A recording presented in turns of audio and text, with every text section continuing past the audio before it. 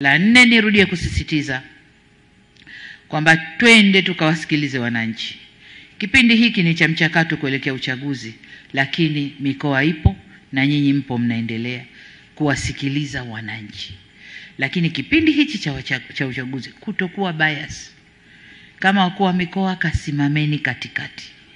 Shirikianeni na chama, kasimameni katikati, muendeleze mchujo katika uchaguzi unaokuja. Kajishusheni. Jua mkoa ukifanya mabega hivi kama ile mizani ya mahakamani kule, haipendezi. Kwa mkoa unatakiwa uwe down, uwe kwa watu. Ukiwa kwa watu wewe, wakuu wa wilaya watakuwa kwa watu, wakikuoneni nyinyi. Na dhamana kubwa kuwasimamia wakuu wa wilaya, halmashauri, nendeni kafanyeni kazi.